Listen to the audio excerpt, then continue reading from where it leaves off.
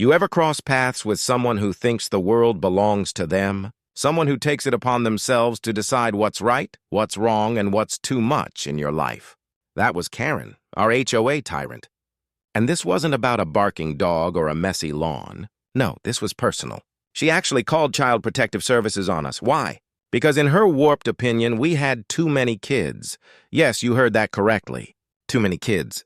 As though the amount of joy in our home had to be measured by her little ruler. It all began on a bright Saturday morning. I was outside watching my youngest twins squeal on the swings while my older kids zipped by on their bikes. My husband was behind the grill, smoke rising, laughter filling the air. It was loud, it was chaotic, it was perfect. But to Karen, joy was a violation. Karen lived 3 doors down, the self-appointed queen of morality on the HOA board. She had a long history of picking apart every detail, our mailbox paint, the incorrect tilt of a garden gnome, even a bird feeder she swore ruined the neighborhood's aesthetic. But this was another level. She peered through her blinds, scribbled notes into that little HOA ledger of hers, and by the very next day, a CPS worker was knocking at our door. My stomach dropped. Fear, shock, and fury all collided at once. "What seems to be the issue?"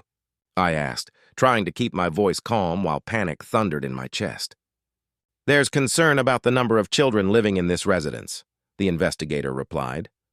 I froze. Did she really just say that? I forced myself to stay polite, but inside I was reeling. How could a neighbor dictate how many children we could raise? How could she weaponize the system to pry into our lives simply because she couldn't mind her own business? My husband, usually the steady one, looked seconds away from exploding. We weren't breaking a single law. We'd paid every fee, followed every rule. And yet here we were, treated like criminals for daring to have a big family. That night, after the investigator finally left, I called my brother, the lawyer, the rock I'd leaned on more times than I could count. I spilled everything, Karen's obsessive nitpicking, her endless attempts to control our home, and now this outrageous stunt. He didn't even hesitate. He chuckled and said, "Let me handle it. She's about to find out why you don't mess with family." Little did Karen know, she had just declared war on the wrong people. The very next morning, my brother pulled into our driveway, calm and collected, with that lawyer's confidence that makes you believe everything's going to be all right. He listened carefully, took detailed notes, then smiled, half amusement, half strategy. "Karen has no idea what she's started," he said, and for the first time in days, I felt a spark of hope. He dove into research, pulling up every single HOA complaint Karen had filed. The list was laughable. A lawn ornament tilted 3 inches to the left, a bird feeder supposedly ruining curb appeal, even a neighbor's dog she claimed was violating a made-up noise rule. Nothing illegal, nothing remotely worth action. And yet she was now trying to drag CPS into her petty crusade. My brother drafted a formal, razor-sharp letter to the HOA citing family protection laws and making it clear that no neighbor had the authority to decide family size. "She's crossed every legal line," he explained. We mailed it off and waited. Meanwhile, Karen strutted around as though she'd already won. She kept up her little games, peeking over fences, whispering rumors, posting cryptic neighborhood safety rants on the HOA forum. But she had no idea the trap being set. My brother personally contacted the CPS investigator, calmly laying out the truth. Our family was completely within the law, the complaint was baseless, and Karen's report was malicious.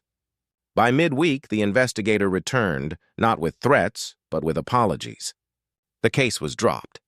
Just like that.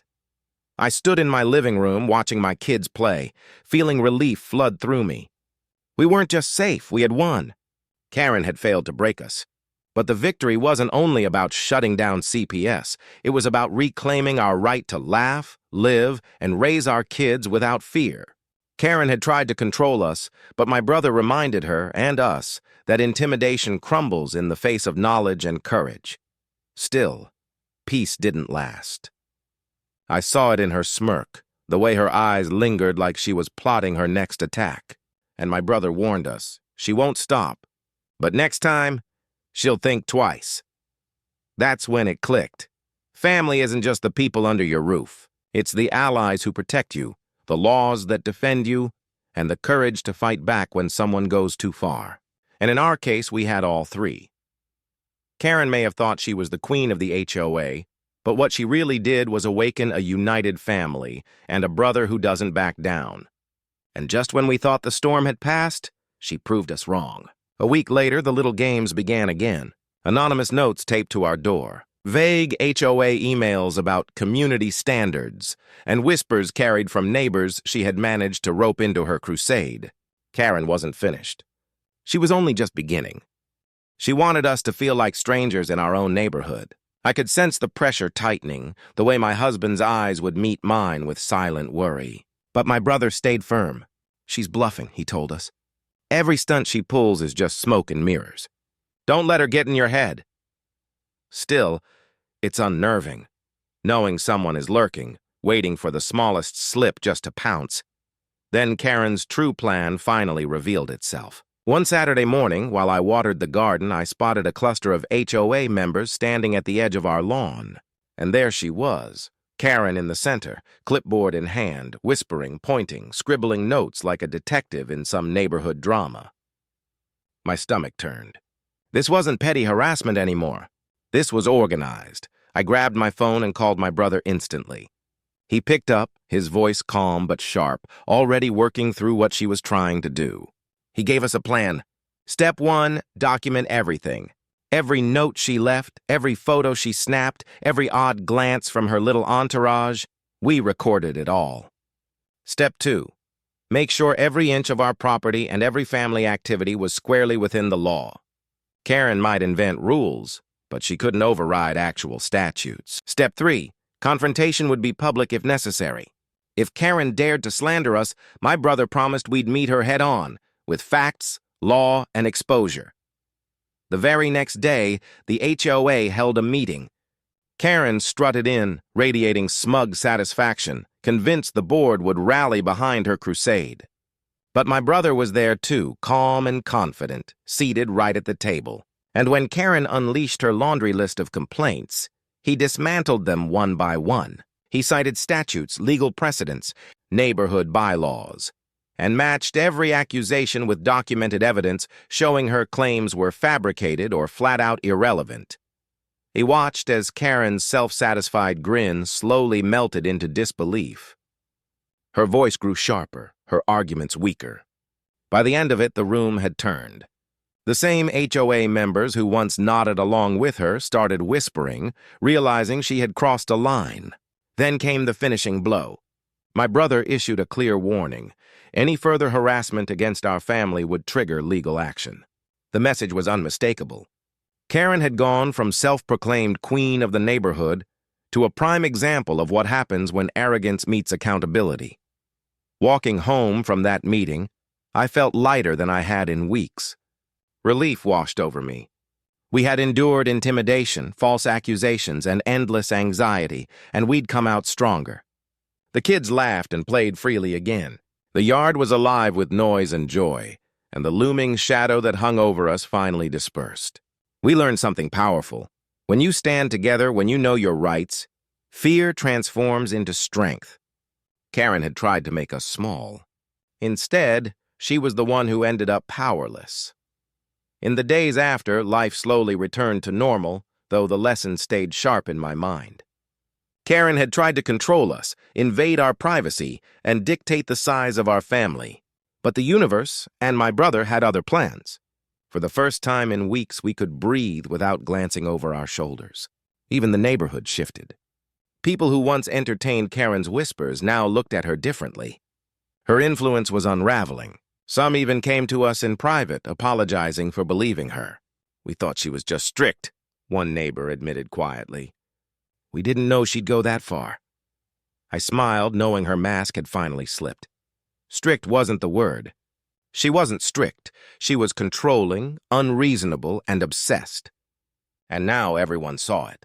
Our home returned to what it should have always been, a place of peace and laughter. The kids sprinted through the yard with carefree joy. My husband grilled without worrying about binoculars peeking through bushes. I watered the garden without scanning for spies. Even our dog seemed to relax. The heaviness that had hung over our home had finally lifted like a storm breaking apart. Still, my brother reminded us not to grow complacent.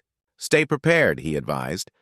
Know your rights, document everything, and don't be afraid to fight back if she tries again. His words stayed with me. They weren't just legal advice. They were a reminder that courage and preparation are what turn fear into resilience. Meanwhile, Karen's presence faded. No longer feared, she became a quiet punchline among neighbors. Her self-righteous crusade had backfired, leaving her isolated. She underestimated our unity, our knowledge, and our strength. And in the end, she lost everything she thought she controlled. Looking back, I realized this battle wasn't about kids or HOA rules at all. It was about family, courage, and community.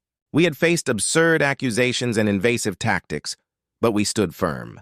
Our home was safe, our family intact, and we had grown stronger in the process. Karen's attempts to break us had only bound us tighter together. Our children thrived. Our home became the sanctuary it was meant to be. And my brother's calm, strategic guidance reminded me that justice isn't just about the law. It's about protecting the people you love most. As the sun dipped beyond our backyard, I knew one truth with certainty. No HOA rule, no bitter neighbor, and no Karen could ever take away our happiness again. The storm had broken, the skies had cleared, and peace finally reigned. If you enjoyed seeing how we stood up to HOA Karen and her wild crusade, don't forget to hit that like button.